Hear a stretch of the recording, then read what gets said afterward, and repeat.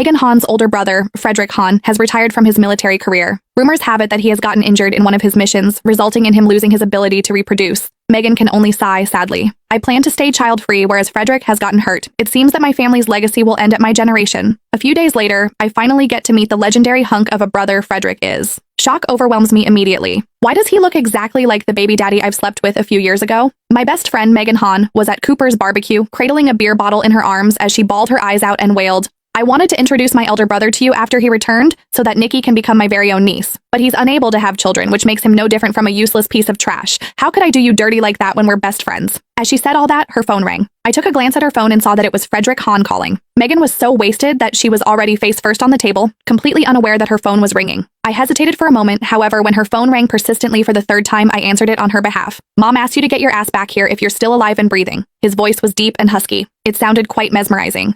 I pinched my earlobe, which felt strangely warm for no reason. "Hello there, I'm Megan's friend. We are at Cooper's barbecue. Would you be able to come over and pick her up? Given Megan's current condition, it was going to be a struggle to get her home today. After all, I had quite a bit to drink too. It would obviously be a lot more convenient if someone could come and pick her up." Before the man on the phone could even respond, Megan, who had passed out face down on the table, came back to life all of a sudden. Oh, poor Fred. He joined the military academy at such a young age, and he's still a virgin after all these years. Now that he's in this predicament, no one will ever want him. Suddenly, the call went eerily quiet. The awkwardness was enough to sober me up a little. I explained, she really had quite a bit to drink. "Give me the address. 8 South Avenue. Then he hung up. Previously, I had heard Megan talking about her elder brother. He was a tough and strong-willed guy, someone she had idolized since she was a child.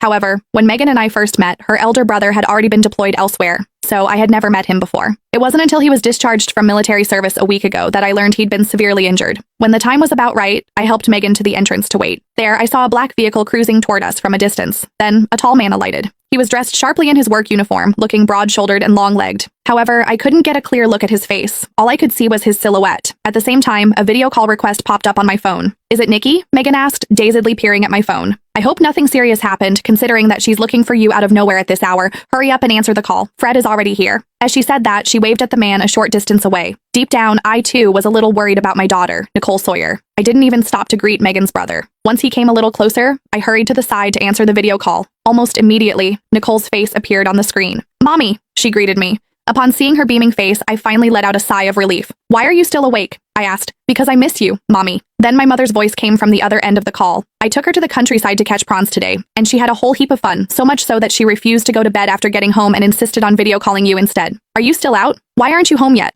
I came out to meet up with Megan for a bit. My mother had brought Nicole back to my hometown for a few days, giving me a rare bit of peace and quiet. "Is Megs there too?" Nicole squeezed her face back into the frame. "Mommy, I want to speak with Megs too."